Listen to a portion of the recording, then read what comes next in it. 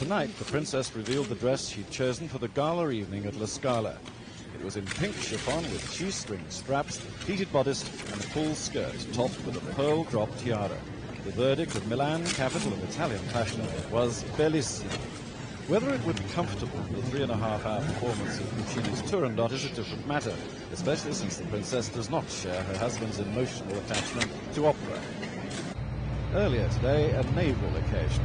La Spezia is one of the Italian Navy's biggest bases, and so almost everyone was in a sort of uniform. The Defence Minister, Mr. Spadolini, did the honours. He's one of the serried ranks of former Prime Ministers, and it was his turn to be host. The naval motif was universal, and it was echoed by the princess, who was in a sailor hat and a clean wool coat dress with navy stripes. She even seemed to march in time to the music, and that is unusual. It was a brand new outfit, suitable for clambering about in frigates, which is the way the couple saw the naval display. There was an impressive piece of patriotic paragliding, managing landings a few yards from the frigate.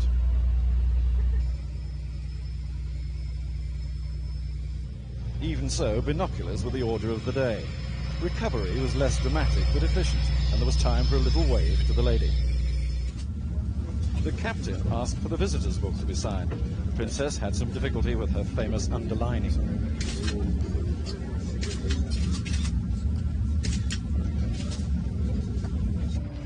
At the end, they borrowed the stern of the old tall ship Amerigo Vespucci in order to thank the Italian Navy and to say goodbye. Anthony Carter, ITN, Milan.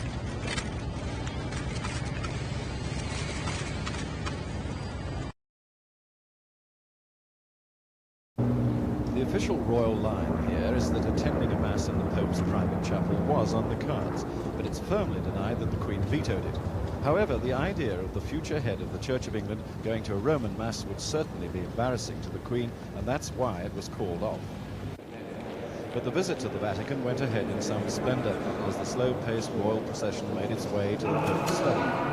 Bishop Jacques Martin, head of the papal household, led the Prince of Wales past the Swiss guards. Behind came the princess, in a black calf-length dress designed by Catherine Walker. She had a veil of black lace but kept it off her face throughout the visit. She was extremely nervous. She confessed earlier to being apprehensive about today, understandably awed by the occasion. He is the Prince of Wales. The Pope came to the outer door of his study to greet his visitors. There was a handshake from the Prince and a small kiss from the Princess. Then they went into the private audience, which lasted 30 minutes, a little longer than scheduled. Afterwards, the formal photographs were taken. As always, it was a slightly self-conscious occasion, everyone aware of the underlying politics.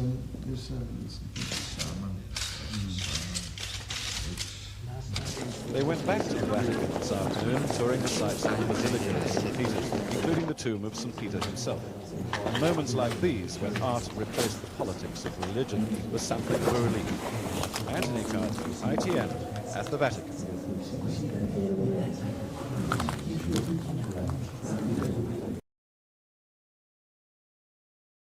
St. David's Day over Towyn brought more gales and rain as the royal couple had a first glimpse of this devastated coastline.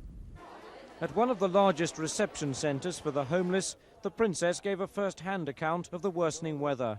We flew over on the way in here. Pretty bad, isn't it? Oh, it's terrible. The sea storm was very angry.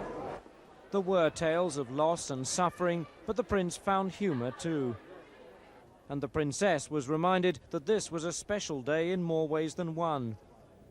The prince praised the efforts of the emergency services and the morale of these communities, but he wouldn't be drawn on the cause of the freak weather.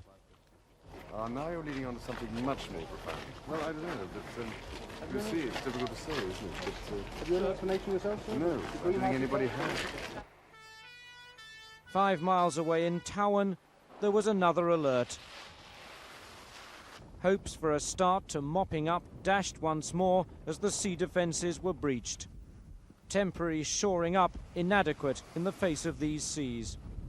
The day's work that we've done today is all been destroyed now in a matter of a couple of hours. We're back to the same situation at this moment as it was on Monday lunchtime, Monday early afternoon. Tonight, as floods recede again, the repair operation has resumed with even greater urgency. Robert Hall, ITN, Tywyn in North Wales.